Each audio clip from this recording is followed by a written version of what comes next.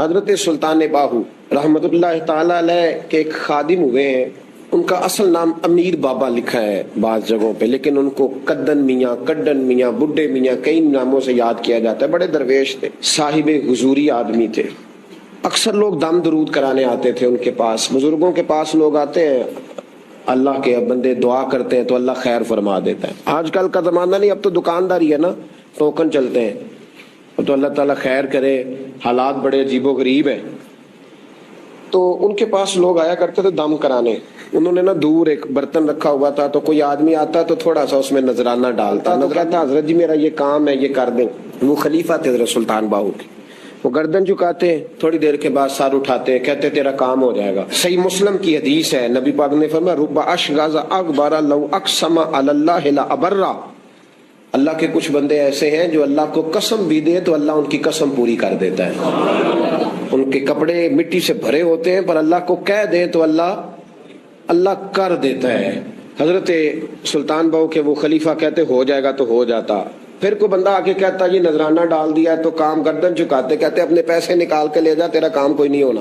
ایک دفعہ کچھ سید زادیاں آ گئیں، انہوں نے آ کے نا اس زمانے میں 100 روپیہ، سمجھ لے کہ آج کل ₹1,00,000 بابا جی کے نذرانے والے گلے میں ڈالا اور آ کے کہا کہ بابا ہمارے نا ایک بچے کو سزائے موت ہو گئی اور حلفاً بتاتے ہیں کہ ناجائز پھانسی کا حکم ہوا ہے، تو تیری رب رسول کی بارگاہ تک رسائی ہے، مہربانی کر، سیدوں کا بچہ ہے، مہربانی کر۔ بابا جی نے گردن چکائی اور کہا اپنا 100 روپیہ نکال کے لے جاؤ، مشکل ہے بچہ بچے تو میں کچھ نہیں کر سکتا۔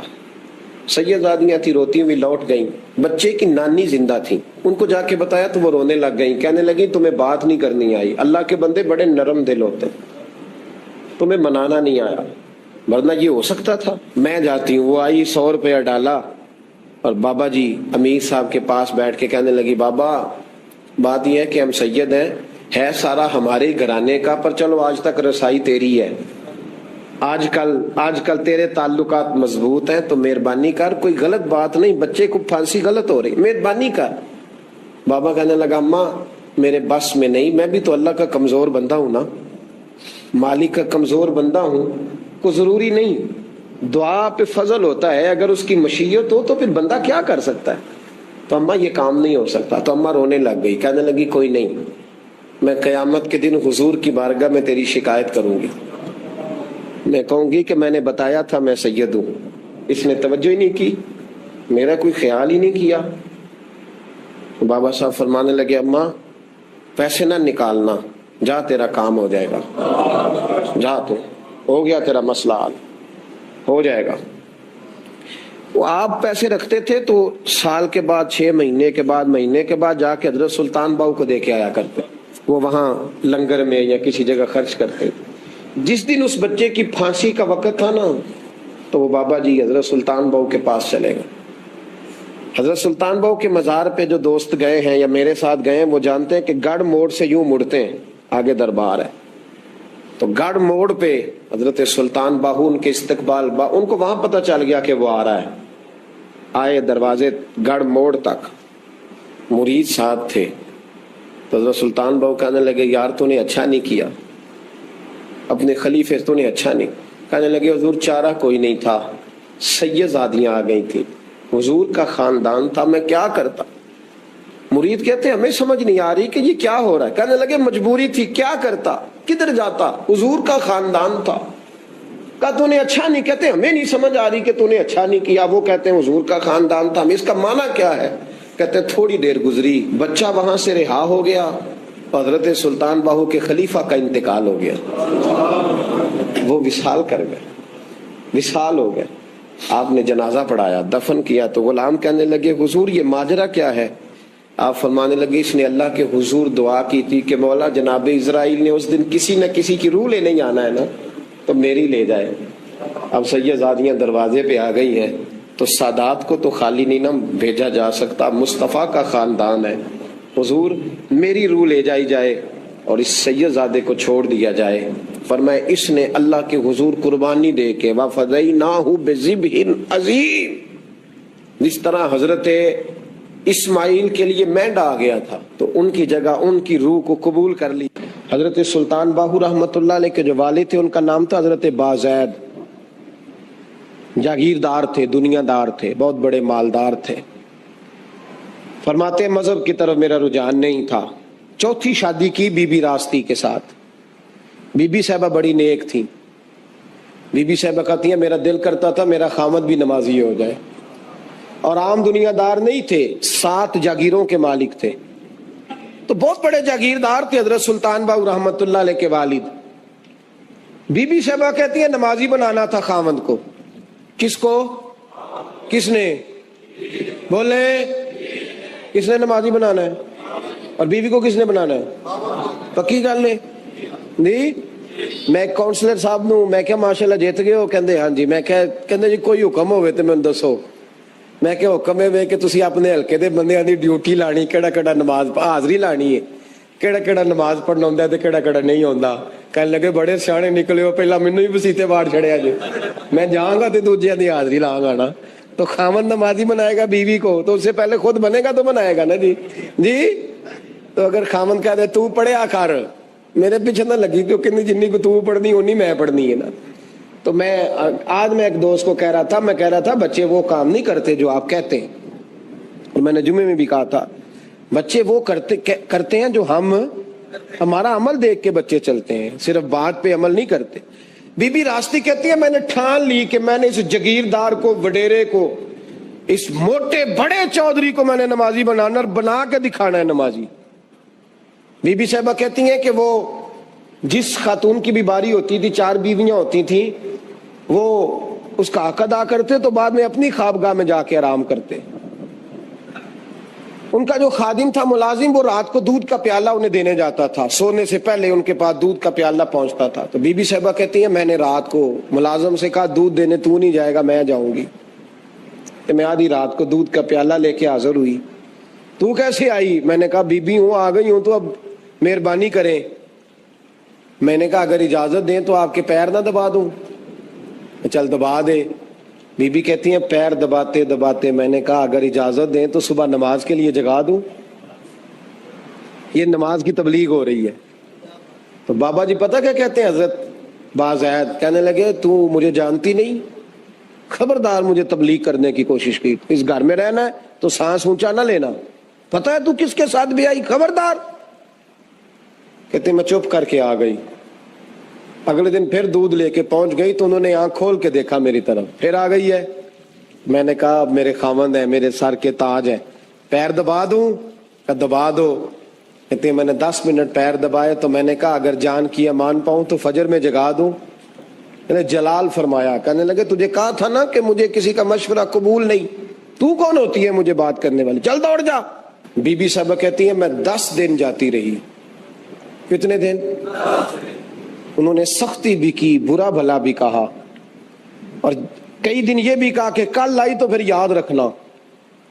کہتی ہیں 10ویں دن میں گئی تو حضرت بازید کہتے ہیں میرے دل میں خیال آیا یہ جان چھوڑنے والی نہیں, یہ باز نہیں آئے گی. اور چلو ہے بھی تو میری بیوی, غلط بات بھی کوئی نہیں کر رہی, کہہ بھی نماز کر رہی ہے. کہنے لگے اگر میں سویرے اٹھ جاؤں تو پھر دوبارہ تو نہیں آئے گی, تو دوبارہ تو نہیں آئے گی. یہ دیکھیں میاں بیوی کا آپس میں رشتہ. سویرے اگر میں اٹھ جاؤں نماز کے لیے تیرے کہنے پہ تو میری جان چھوڑ دے گی تو؟ بی بی صاحبہ کہنے لگی میں دوبارہ نہیں آؤں گی, آپ مہربانی کریں سویرے اٹھ جائیں. کہنے لگے چل تو میری بیوی ہے, ایک بار مان لیتا ہوں تیری بات, سویرے جگا دینا. بی بی راستی کہتی ہے میں پہلے سو کے اٹھا کرتی تھی, وہ رات میں سوئی نہیں. کہتی میں ساری رات رو کے گزار دی, ساری رات, اور بیدار رہ کے گزار دی. سویرے فجر کے وقت پانی گرم کیا, بغل میں مصلی لیا, خامد کو بیدار کیا, وضو کرایا, اور کہتی ہیں جب وہ اللہ اکبر کہہ کے سنتوں کی نیت باندھی تو میرے اس طرح آنسو گرے جیسے سیلاب آتا ہے اور دریا کا بند ٹوٹتا ہے. اور میں نے رو کے کہا مولا میرے اختیار میں یہیں تک تھا, میں مصلی پہ کھڑا کر سکتی ہوں, میں دل تو نہیں نہ بدل سکتی, وہ تیرے قبضے میں ہے, مقلب القلوب ہے, فضل کر اس کا دل بدل دے. فرماتی ہے میں روتی رہی, 2 رکعتیں پڑھ کے میری طرف دیکھا تو فرضوں کی نیت باندھ لی, اور 2 فرض پڑھ کے پھر میری طرف دیکھا. کہنے لگے خبردار سویرے جگانے آئی تو میں نے کہا جی نہیں جگاتی. میری طرف دیکھ کے کہنے لگے تو نہیں جگائے گی آج کے بعد میں تجھے نماز کے لیے جگایا کروں گا, میں تجھے جگاؤں گا. آپ فرمانے لگی وہ نمازی بن گئے, میں پہلے ہی نمازی تھی. جب ان دو نمازیوں کا ملاپ ہوا تو اللہ نے سلطان باہو جیسا بیٹا عطا فرمایا. شیخ سعدی فرماتے ایک بوڑھے کو کسی شخص نے بیت اللہ کے ساتھ پتھر پہ سر رکھ کے روتے دیکھا, اور وہ بزرگ بوڑھے کہہ رہے ہیں یا اللہ قیامت کے دن مجھے اندھا کر کے اٹھانا, اندھا کر کے, کہیں ایسا نہ ہو تیرے نیک بندوں کے سامنے میں شرمندہ ہو جاؤں. اور مولا مجھ سے درگزر والا معاملہ کرنا, مجھ سے سوال نہ کرنا, میں کمزور ہوں. رو رہے ہیں. کہتے میں قریب گیا تو میں نے جا کے دیکھا کہ پتہ تو کروں کون گناہگار ہے, میں بھی اس کے لیے دعا کرتا ہوں. وہ بزرگ کہتے ہیں جب ان بزرگوں نے چہرہ اٹھایا تو میری چیخ ہی نکل گئی, یہ تو غوث اعظم جیلانی ہے. ایک طرف حالاتی ساری کر کر زاری نیند اکھاں تی توندے, فجر اوہی گناہگار کا آون سب تو نیوے ہوندے. جن لوگوں نے سینکڑوں سال ہو گئے جن کو گئے, اور آج بھی ان کی جلائی ہوئی شمع روشن ہے, جنہوں نے اپنی زندگی ساری دین کے کام میں لگائی. حضور غوث پاک کے پاس بی بی آ گئی, اس نے کہا حضور بے اولاد ہوں. میرے محلے میں ایسی عورتیں بھی ہیں جنہیں اللہ نے 14 بچے دیے, میں بے اولاد ہوں. اولاد بڑا میٹھا پھل ہے, تو میرے آنگن میں اگر ایک پھول کھل جائے تو میرے گھر میں بھی خوشبو پھیلے گی, میرے گھر میں بھی کوئی بچہ روئے گا تو میرا گھر بھی رونق والا ہو جائے گا. تو حضور میری ساس اب کہتی ہے رکھنا نہیں, اسے طلاق دے دینی ہے. میرا خاوند مجھے کہتا ہے میں مجبور ہوں, میں نے بڑا عرصہ تجھے نبھایا ہے. حضور میں غریب ہوں, میرے پہ نظر کرم ہو جائے, میرے لیے دعا کرے, میرا مالک مجھے ایک بیٹا دے دے. یوں ہاتھ اٹھائے گا اسے اعظم نے, اے اللہ تیری بندی تیرا بندہ سمجھ کے آئی ہے. کیا لفظوں کا حسن ہے, کیا جملوں کی تاثیر ہے. اے اللہ تیری بندی تیرا بندہ سمجھ کے آئی ہے, تو مہربانی کرنا جو تو نے اس کے دل میں ڈالا ہے وہ اسے عطا بھی فرما دے. لفظوں کا جملوں کی ترتیب دیکھیں, جو تو نے اس کے دل میں ڈالا ہے اسے عطا بھی کر دے. تو عاطف غیب سے ندائی عبد القادر اس کے نصیبے میں ہی نہیں, مقدر میں نہیں. میں نے کہا انہیں منوانا آتا, جب کہا نا نہیں تو غوث پاک رو پڑے. کہنے لگے میں سمجھ گیا ہوں, تو مجھے رسوا کرنا چاہتا ہے, تو مجھے رسوا کر دے. تو رسوا کرنا, تجھے نہیں پتا تھا عبد القادر کے پاس جا رہی ہے, تو مالک ہے, تو اس کے ارادے سے آگاہ نہیں تھا. مولا تو بے نیاز ہے, تجھے پتا تھا میرے پاس آ رہی ہے. ٹھیک ہے, یہ کہے گی لوگوں سے جا کے کہ میں عبد القادر کے دروازے تک ہو آئی ہوں, مجھے تو کچھ نہیں ملا. تو ٹھیک ہے مولا میں تیری رضا پہ راضی, تیری قضا پہ شاکر. ٹھیک ہے نہ دے, میں راضی ہوں, تو مجھے رسوا کرنا چاہتا ہے. بس ابھی دعا ہو ہی رہی تھی کہ عاطف غیب سے ندائی عبد القادر تو بول کتنے بیٹے دوں, تو بول نہ کتنے بیٹے دوں. خدا کے فضل سے ہم پر ہے سایہ غوث اعظم کا, ہمیں دونوں جہاں میں ہے سہارا غوث اعظم کا. کہ تو بول کتنے دوں, تو کہا یا اللہ چل ایک مانگنے آئی تھی, مہربانی کر 7 عطا کر دے. 7, ایک بیٹا لینے آئی تھی, رب کریم نے اسے 7 بیٹے عطا فرمائے. او بھائی تجھے منوانا ہی نہیں آتا, تو اس رستے کا مسافر ہی نہیں. تو حضور غوث پاک رضی اللہ تعالیٰ عنہ نے لوگوں کو بڑا نوازا. ایک شخص آیا, اس نے آ کے کہا حضور میرے ابا جی میں آپ کا مرید ہوں, عقیدت مند ہوں. رات میں نے باپ کو خواب میں دیکھا ہے, تو دوزخ کی آگ میں جل رہا ہے. میرا فوت ہونے والا باپ میں نے بڑی تکلیف میں دیکھا ہے. تو غوث اعظم رضی اللہ تعالیٰ عنہ فرمانے لگے میرے مدرسے میں آیا کرتا تھا, میری خانقاہ میں آتا تھا, میری محفل میں بیٹھتا تھا, حلقہ ذکر میں رہتا تھا. اس نے کہا حضور کبھی کبھی آتا تھا, کبھی کبھی. غوث اعظم نے مصلی بچھا لیا, کہا یا اللہ تیرا وعدہ نہیں کہ جو اہل اللہ کے مجالس ذکر میں بیٹھے گا تو اسے شکی نہیں کرے گا, اسے صحیح. اور یہ مسلم شریف کی حدیث ہے. دلیل کیا ہے مسلم شریف کی حدیث؟ نبی پاک علیہ السلام نے فرمایا جو ذکر کرنے والوں کی مجلس میں خالی بیٹھ جائے اللہ تبارک و تعالیٰ اسے بھی سعادت عطا فرما دیتا ہے. اگر شکی ہو بدبخت ہو تو اللہ اسے نیک بخت فرما دیتا ہے. تو حضور غوث اعظم حضور کی اس دعا کا وسیلہ دینے لگے, یا اللہ تیرا وعدہ نہیں تھا, وہ یہاں آیا کرتا تھا تو خدا بندہ اس کی قبر پہ عذاب. وہ شخص کہتا ہے میں گھر میں جا کے سویا, دوبارہ میرے ابا جی ملے تو مجھے کہنے لگے بیٹا عبد القادر کے پاس جاتے رہنا, عبد القادر کے پاس جاتے رہنا، جو ان کی مجالس میں جاتا ہے اللہ اس سے بڑا ہی راضی ہوتا ہے، وہاں جاتے رہنا۔ تو بھائی ان لوگوں کو رب کریم کو منانا آتا تھا۔ غوث اعظم مزدوروں کی طرح دین کا کام کرتے تھے۔ میں نے بڑا سوچ سمجھ کے فکرہ کہا، مزدوروں کی طرح۔ میں نے اپنے گاؤں میں کچھ ایسے مزدور دیکھے جو صبح فیکٹری میں دیہڑی کر کے آتے تھے، تو شام کو دیہڑی کر کے آئے ہیں پوری 4 بجے تک 5 بجے تک، تو شام کو کسی آدمی نے مٹی ڈالنی ہے اپنے گھر کے اندر، تو اس سے بھی ٹھیکہ کر لیا۔ اس نے کہا میں 300 روپیہ دوں گا، مٹی اٹھا لو۔ تو وہ مزدور گھر آیا تو اس نے کہا چلو بچوں کے کپڑے بھی لینے، عید بھی قریب آ رہی ہے۔ یہ مزدور لوگ بڑی جدوجہد کرتے ہیں، تو رات کو مٹی ڈال دی۔ حضور غوث اعظم نے مزدوروں کی طرح دین کا کام، یہاں تو موجیں لگی ہیں، تو موجیں لگی ہوئی ہیں لوگوں کی، یہاں تو لوگ سات رنگ میں مست ہو کے کہتے ہیں بس ٹھیک ہو گیا جی، ہم بڑے پکے ہیں ان کے ماننے والے۔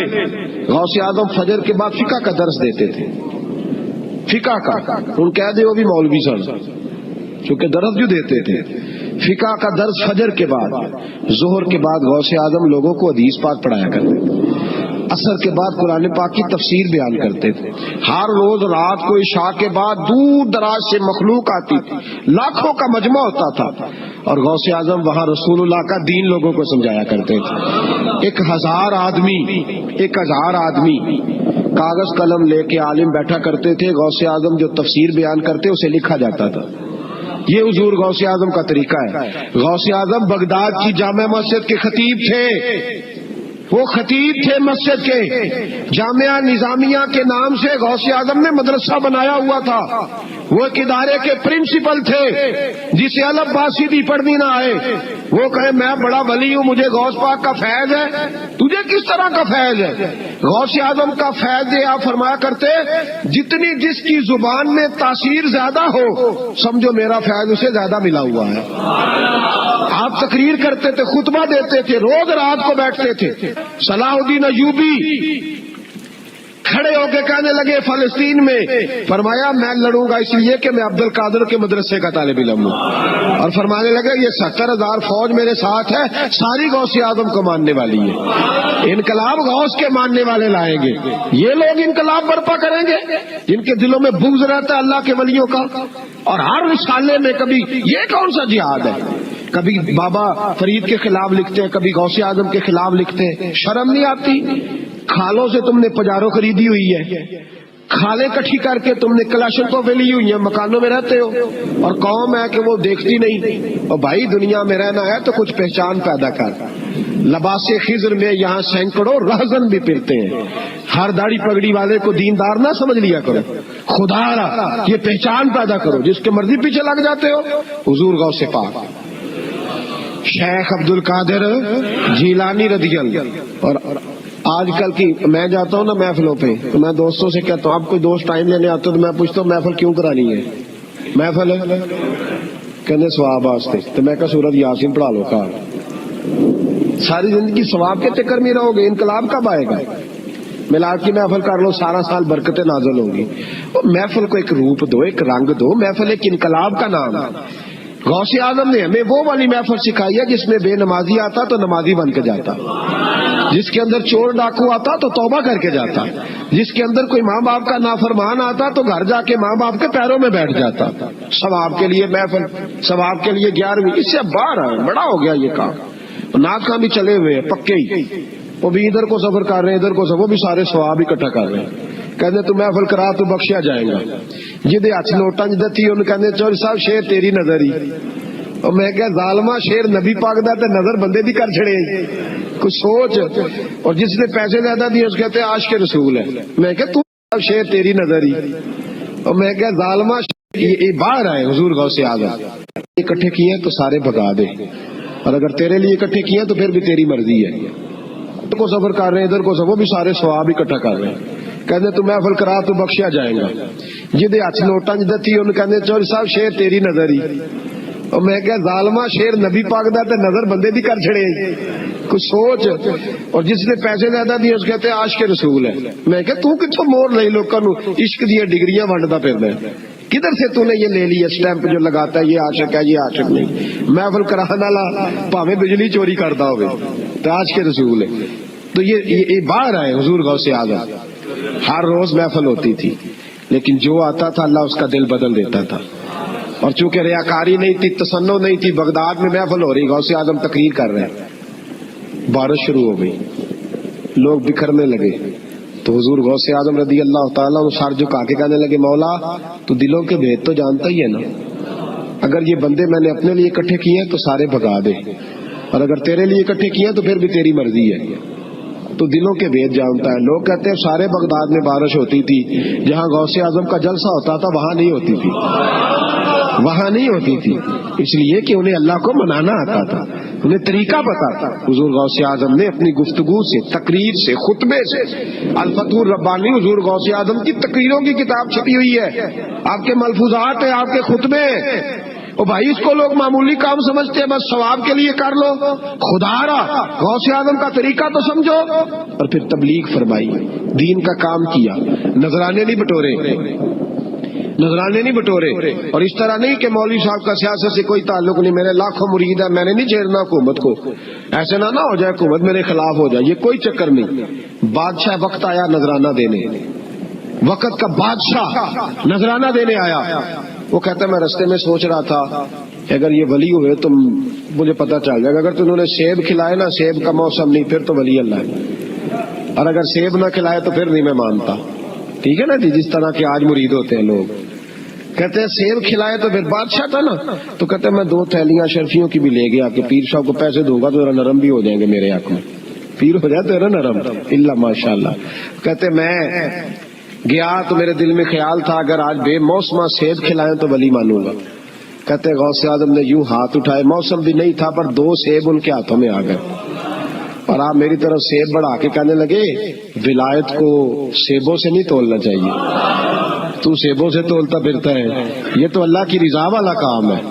یہاں کوئی تاجر تھوڑی محنت کرے، کھاد شاد ڈالے تو وہ بھی بے موسم پھل اگا لے گا. تو کس چیز سے میری ولایت چیک کر رہا ہے؟ یہ پکڑ چھری اور یہ پکڑ سیب اور کھا. کہتا میں نے کاٹ کے کھایا تو سیب کڑوا نکلا. غوث اعظم کہنے لگا کیا ہوا، کڑوا ہے؟ حضور ہاں. تو نے اپنے ہاتھ سے کاٹ کے ایک ٹکڑا دیا کہ کھاؤ. کھا کے کہنے لگا حضور آپ کے والا تو میٹھا ہے، تو سیب تو دونوں غیب سے آئے ہیں تو میرا کڑوا کیوں ہے؟ آپ کا فرمانے لگے غوث اعظم دونوں ہی میٹھے تھے، ایک کو ظالم کے ہاتھ لگ گیا تو کڑوا ہو گیا ہے، میٹھے دونوں ہی تھے. تو ظالم ہے نا، ظلم کرتا ہے، تو تیرے ہاتھوں کی وجہ سے کڑوا ہو گیا، ایک ہی تھے. اس نے 2 تھیلیاں اشرفیوں کی مصلے کے نیچے رکھی، کہنے لگا حضور نذرانہ ہے. فرمانے لگے ضرورت ہی نہیں، لے جا. اللہ کے بندوں کو دنیا داروں کے نذرانوں کی ضرورت ہے. وہ ضد کرنے لگا حضور قبول کر لے. آپ فرمانے لگے جا تو جا، نہیں چاہیے. کہا حضور ضرورت نہیں، حضور قبول فرما لے. آپ نے فرمایا جا. کہا حضور لے لیں آپ کی مہربانی. فرمانے لگے اپنے کپڑے دیکھ اور میرے دیکھ، اپنی روٹی دیکھ اور میری دیکھ، میں تجھ سے اچھا کھاتا ہوں، تجھ سے اچھا پہنتا ہوں، میرا اللہ مجھے تجھ سے بہتر دیتا ہے، تو جا تو. اس نے کہا نہیں قبول کر لے. غوث اعظم نے دونوں تھیلیاں شرفیوں کی پکڑی اور جب ان کو نچوڑا تو اندر سے خون نکلنے لگا. غوث اعظم فرمانے لگے غریبوں کا خون نچوڑ کے مجھے نذرانہ دینے آ گیا ہے. غریبوں کا خون نچوڑ کے پیر صاحب نے کبھی پوچھا نہیں فیکٹری والے سے کہ تم مزدوروں کے ساتھ کیا علاج کرتا ہے.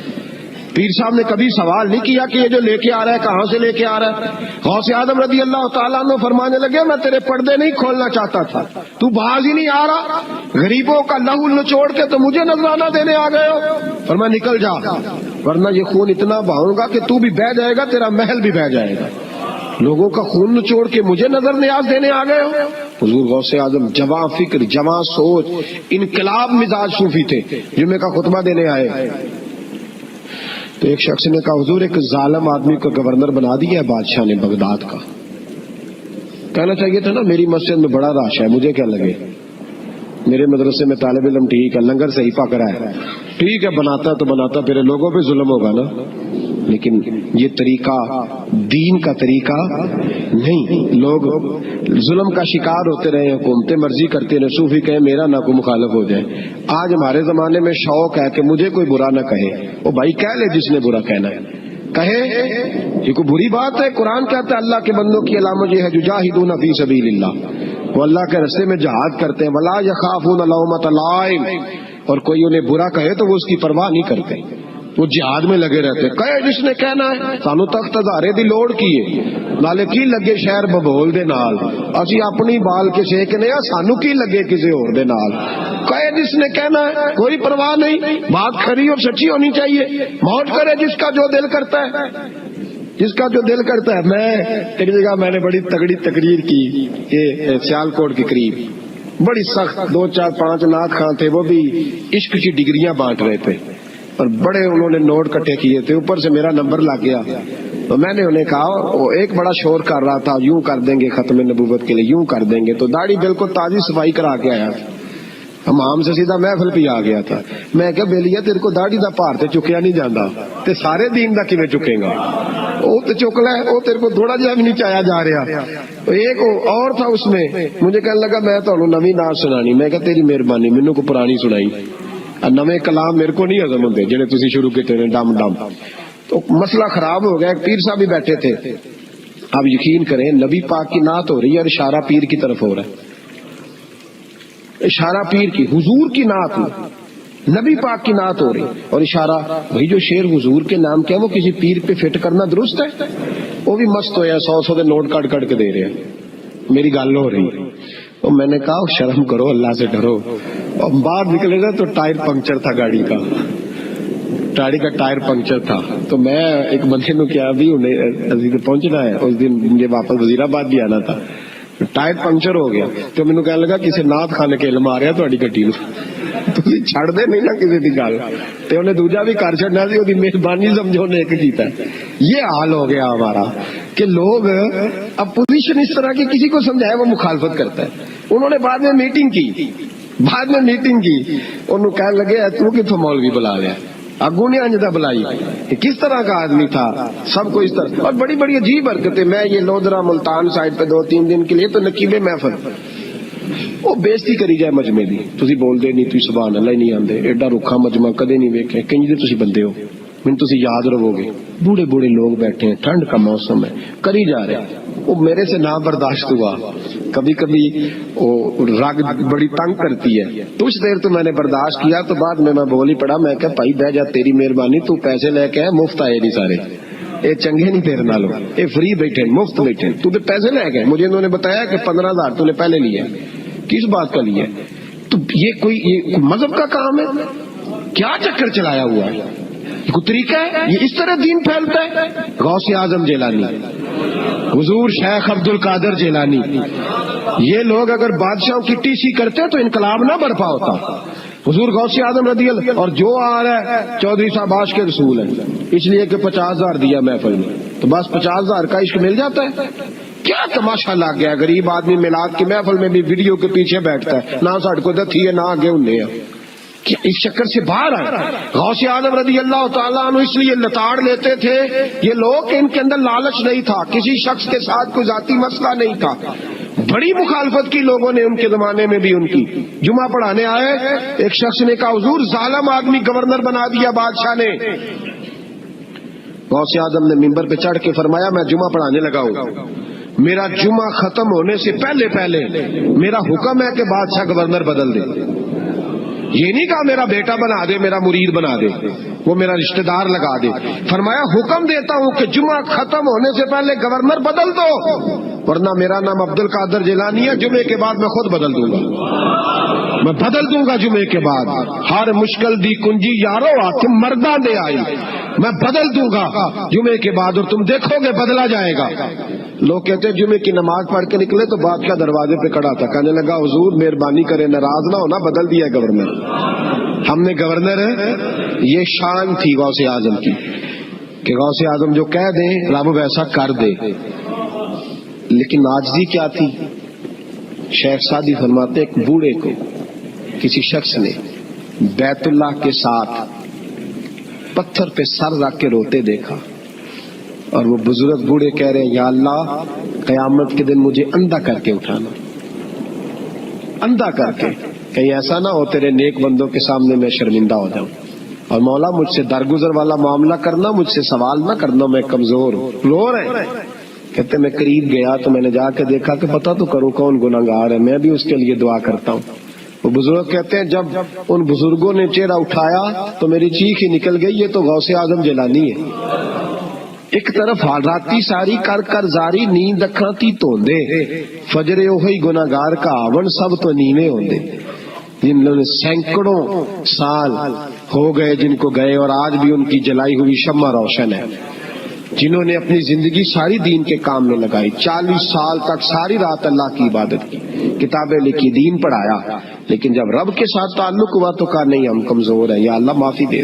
بھائیو، ہمارے بزرگوں نے ہماری تربیت کی، انہوں نے ہمیں سمجھایا، انہوں نے ہمیں کہا کہ فیض اس چیز کا نام نہیں کہ تو کہے بڑے میرے بارے نیارے ہو گئے، دکان چمکنے لگی۔ فیض تو یہ ہے کہ تیرا دل دین سے کتنا جڑا ہے، تیرے اندر روحانیت کتنی پیدا ہوئی، اخلاقی قدریں تیری کتنی بحال ہوئی۔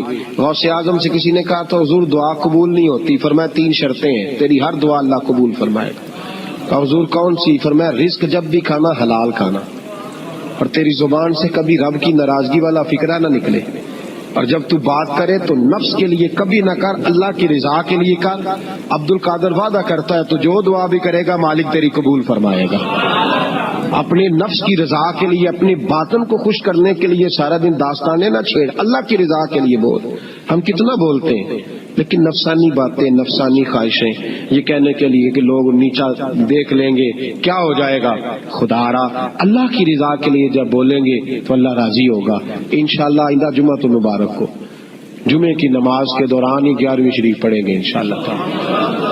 جمعے میں پھر سے حضور غوث پاک کی بات کریں گے، جمعے کے بعد ان کی منقبت سنیں گے انشاءاللہ، اور لنگر شریف پکائیں گے انشاءاللہ 11ویں کو، اور حضور غوث اعظم کی نیاد مل کے کھائیں گے انشاءاللہ، کیونکہ اگلا جمعہ 10 ربیع الثانی کو آئے گا انشاءاللہ۔ آپ حضرات سے بھی اپیل ہے کہ اپنے گھر میں جو پکا ہو اس پر زیادہ سے زیادہ قرآن پاک پڑھیں، اور اپنے ہی گھر میں بیٹھ کے کھائیں، لیکن میرے غوث اعظم کا دن ضرور منائیں، ضرور دن منائیں۔ کوشش کریں روزانہ رات کو، اور کچھ نہ ہو سکے تو ایک دفعہ سورۃ یاسین ہی پڑھیں۔ غوث اعظم سے مالک کو بڑا ہی پیار ہے، اور جو غوث پاک سے پیار کرے اللہ اس سے بھی بڑی محبت فرماتا ہے، لہذا ضرور اس چیز کی طرف توجہ کریں۔ اللہ تعالیٰ توفیق عمل عطا فرمائے۔ آخر دعوانا الحمدللہ رب العالمین۔